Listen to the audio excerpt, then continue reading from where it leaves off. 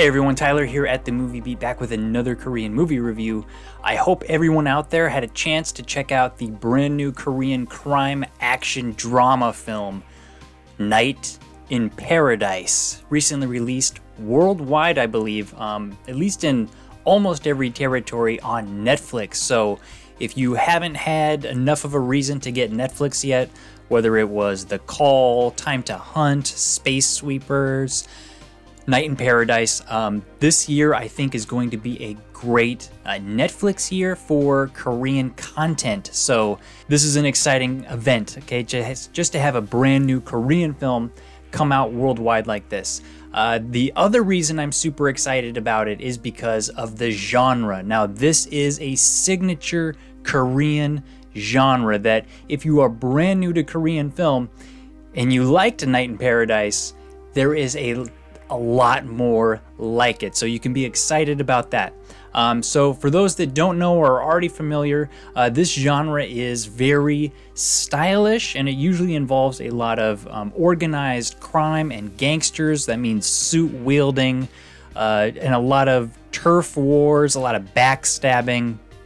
So it's pretty dark, pretty violent, and I like it a lot. So I think the first Korean film that I saw of this type was probably Friend or Chingu, which came out, I believe, in 2001. There's also some earlier films that I could kind of say were starting this trend, like Beat or even the General Sun trilogy. But after that, pretty much a lot of the gangster films that came out of South Korea were comedies. So there was about a 5-year run where there was so many, like they call them Jopo comedies. Hilarious. I loved them. But because of, maybe, this is my opinion, a film like A Bittersweet Life that came out was pretty much the revival of more serious gangster films. And because that film was so cool and stylized, I think many Korean films were trying to recreate that vibe that we got in Bittersweet Life. So that really helped to carve out a genre that had a lot of staying power, and I do think that grew and evolved in what we see and we know and we love today. So there is a very refined quality to this genre, which I think helps make it so identifiable and enjoyable, at least for me. This is definitely my kind of movie. Definitely it's not going to be for everybody, but aesthetically, visually, I don't like my movies to pull their punches, and these films do not in the slightest. So if you guys are familiar with the filmmaker Yu Ha, he, I believe, really helped to push this genre more into like what we see today with his Streets trilogy, in particular A Dirty Carnival and Gangnam Blues, or Gangnam 1970. And then we got films like The Man from Nowhere, Man on High Heels, The Merciless, The Villainous, even last year's Deliver Us from Evil. If I was working at, if I had my own video rental store back in the day, all of these movies would be on my Korean crime, stylish genre recommended shelf. So these would all be together. All of these movies have both a drama and action component to them in realizing their stories, and very stylized. So they're dark, but they usually have beautiful cinematography, great action choreography, bloody, backstabbing, really bleak narratives. So finally, that gets me to the director and writer of this film, Park Hoon-jung, who has also done so much for this genre over the years. Of course, his masterpiece, crime, gangster, action movie, New World, that's the one everybody wants to be like right now, I think. But even his films VIP and The Witch, to some degree, retain that elements of the power struggles, the backstabbing between the different rival factions that we do find in this genre.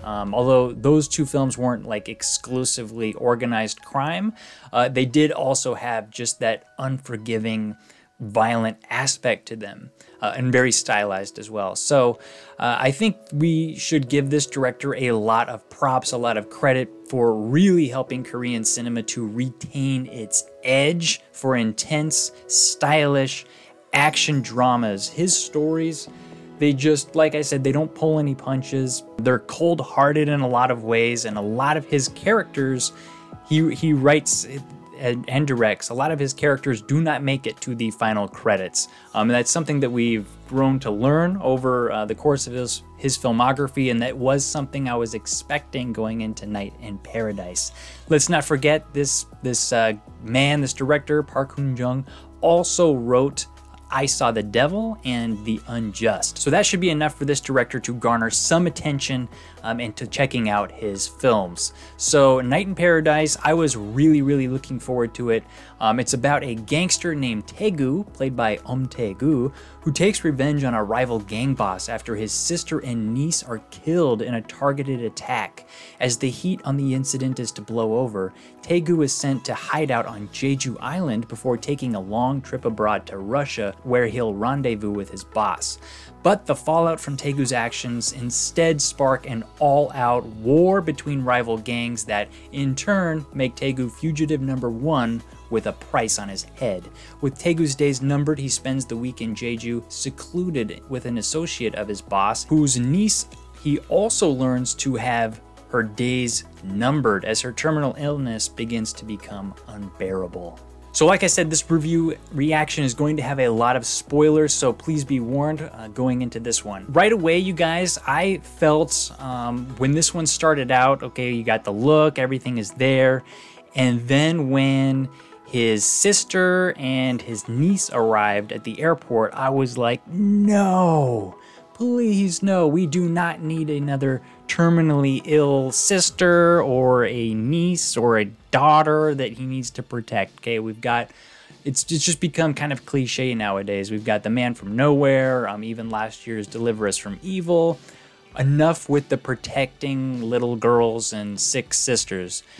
And I almost think that this director was kind of like in a joke, and a little bit, this might be sick joke, but when he kills these characters in that car crash, which is supposedly a targeted attack by the rival gang, I almost thought like he was poking fun at this cliche, like saying, no, this movie is not gonna be one of those movies where he's got to take care of his niece and his sister. So like, I almost was like celebrating that moment, like, oh yes, he's not gonna be protecting them, even though it did set up a revenge plot. So the revenge was there, which I was kind of okay with, but you know, it's just kind of to be expected. But then when we get to this character Taegu, who basically gets sent to Jeju Island, and if you guys didn't know, that's probably where the title of the film comes from, because Jeju is kind of this paradise that it's a really nice place. It's kind of a former honeymoon spot for a lot of Koreans to visit. Still, people go there. I personally have not yet gone yet. Sorry, I know I really want to go there, but still waiting for the right time opportunity to check it out. So this is his paradise, and it is a little bit more than a night. He's supposed to kind of wait maybe 5 days or a week with his boss's associate. And so guess who picks him up at the airport? A younger woman who says that she is his chauffeur. So introduce yet another character who could probably play that that role that he needs to maybe protect, or something's gonna happen here. Who is she? She kind of gets thrust in, which is okay, but then we realize she has a terminal illness. So I was like, no, he's gonna have to protect her. Okay, so that was kind of pulling on me at that point there. Yeah, so this woman, Jae-yeon, takes Taegu back to where she's living with her uncle, who's also mixed up in a lot of this crime. He's got connections in Russia. He's selling a lot of guns and things like that. You don't get the sense that there's a great relationship there. You learn that there definitely wasn't. It's here where the film kind of makes a big change in tone, and I think this is the main aspect that I would say helps Night in Paradise find an identity of its own, because it's so much like other gangster crime films of this genre. For me, I think it is a very difficult balancing act that films of this genre have to play to make the characters hardened enough and dark enough to be believable and, you know, being in that line of work, but also to have that charm that, you know, gets us to care for them. I don't think Night in Paradise does that extremely well. I think the director's previous film, New World, does that a lot more, a lot better. But my feelings on this really changed about midway through the film when Jae-yoon's uncle was killed.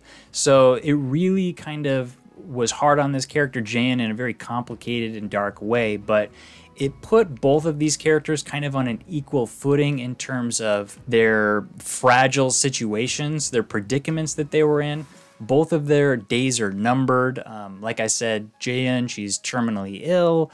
Taegu, he's got people after him that, you know, do not want him to breathe another breath. So I kind of started to feel that vibe of these characters having kind of like an odd couple sort of way. But the scene that I really first started to feel something for these characters was when they were on the bench and both of them were just in really bad shape, and they say, you know, do I look okay? I hate when people ask me how I look when they don't really know what to say. They kind of went back and forth. I was like, it's kind of a funny moment. But also the scene where Jae-yoon invites Taegu into bed with her, and she's like, hey, don't worry about it. We're both dead anyways. I don't care. And he really shuts her down at that point. It was kind of a funny moment for me, but I was also like, finally, I'm getting some insight into who these characters really are. So from that point in the film, I started to kind of care about their survival. Before that, I wasn't really sure. But also at this point in the film, you know, we see both of these characters riding on a scooter together, and then I was like, kind of forgot what movie I even started watching just because the tone had shifted so much. But honestly, I gotta say, I kind of like that because it does give this film an identity. Like I said, to separate it from other crime, action, gangster films of this genre. So kind of like the way that The Villainous does. Midway through, I was like, it's kind of became like a melodrama halfway through. I like that in a weird way. So I think this film, Night in Paradise, does get a little bit of its own identity through these moments, although it wasn't super successful. Both of these main characters, they both have a lot of baggage, and it kind of goes into their speaking styles, the way that they carry themselves. It makes it really hard to like them and to care for them. I think a lot of people are going to have a hard time relating to the way that especially Taegu, the main character, speaks. It's just so monotone. It's very flat. He's expressionless unless, you know, he's pushed to rage. So he's kind of got two modes, very dull and rage mode. That I think was a little bit hard for me, and I probably think a lot of people related to that as well. But oh my god, Cha Seung-won as Chief Ma of the rival gang who wants Taegu's head. Unbelievable. Definitely my favorite character in this film. The tension that he creates with his intensity just reaffirms that Cha Seung-won is, in my opinion, the most versatile character actor in Korean cinema, or one of the best, hands down in my opinion. So I loved him in this role. So awesome. The scene when he was eating the black bean paste noodles, the jjajangmyeon, in that face-to-face meeting with him, and you know which scene I'm talking about. I was on edge. I just wanted more of him. He to me was a very, very well written character. You know, one of those characters that just has a very dark sense of his own values and morals, no matter how twisted they are, just true to himself. So that is the kind of character that I love to see in these films. So I want to end by saying a few things that I wish this film did that it didn't. First of all, I think that there should have been a little bit more teamwork between Taegu and Jae-yoon. I liked when their weird relationship started to form, but especially when we saw Jae-yoon like being an ace shot. She's really good with a gun. She can handle her own. She really did not fear Tegu in the slightest. This hardened gangster, this murderer. She will look him dead in the eye and be like, what are you gonna do? I'm dead tomorrow anyway. So I thought she was just so bold, fearless. I wanted to see her fight alongside Tegu. Unfortunately, that does not happen in this film. Very appropriately, I must say, the film is very bleak and almost anticlimactic once the final kind of showdown takes place. That kind of goes with these backstabbing type movies where you think something big's gonna happen and then, oh, it's the best friend or somebody, you know, stabs him in the back. It's kind of how it goes, but I didn't like how Jaehyun, the character played by Jun Yo Bin, was used to lure Tegu into, you know, the lion's den, so to speak. That was just too cliche. I was like, no, don't use her like that, because this character Jaehyun really avoided a lot of the typical character archetypes for that that type, I would say, so far or thus far. And then when she's used to lure him at the end, I did not like that. I was like, no, don't use her like this. So that to me was probably one of the most disappointing aspects, to use her in that way. But also my final wish, going along with the teamwork that I kind of wanted to see of them, based on the title of this film, Night in Paradise. I was thinking when Tegu was escaping from the airport and all of those gangsters were after him and it was the car chase, I was thinking when he got out of the car, he was gonna run into the hills, into the trees, the dense, thick of Jeju Island. And I thought he might go like full Rambo style, hiding out and taking out gangsters one at a time, something like that. And it would have been like 24 hours where he was almost in full survival mode out in the wilderness. I was kind of thinking the film was going in that direction, like, oh, and then it just kind of wound up being the same. You got the boss, he's got the girl captured, we got to go back there and find out who backstabbed who. So that was like my big wish for this film, how I wish it would have played out. I also kind of wish the soundtrack had gone a little bit different route, just based on the poster, which is the only thing that I looked at before watching this film. I was kind of hoping for something like a Drive or Only God Forgives type of soundtrack, especially something that would kind of go with just such a different tone that's going to take place in Jeju, Night in Paradise, maybe a lot more colorful film overall. But that just didn't happen. So that's just another kind of minor wish thing that I think this would have taken this movie over the top a little bit. Now, while the action in this film isn't anything new, I did like it, and it does look really good. And if you like films like Dirty Carnival, you like films like New World, you're gonna like this. So, you know, why don't I just watch New World over again? Well, you know, if you're like me, you like variety. You want, you know, the whole set of action figures on your shelf. You know, you've got the main character, the New World, but you got supporting characters, and they're part of the world, the genre of this signature Korean action genre. So I am very, very happy and thankful that this film came out, because sometimes I do fear that with the growing audience, the much wider audience that Korean cinema has nowadays, especially after something like Parasite, every now and then I worry that things are becoming a little bit too audience friendly, family friendly, or just, you know, general audience type, and we would miss some of these more extreme offerings. So a movie like Night in Paradise really does soothe those fears, and we know that there are at least some directors out there like Park Hoon-jung who will push the limits of cinema in terms of on-screen violence or stylized action and drama, that if you're like me, this is something that you really, really love and appreciate about Korean cinema. Thank you. I enjoyed this film. I'm gonna rate it a 7 out of 10. Let me know what you guys think of Night in Paradise when you see it. And if you have Netflix, should be soon. So get on it, let me know, and hope you guys enjoyed this review. Until next time, I'm Tyler at The Movie Beat. Keep watching movies.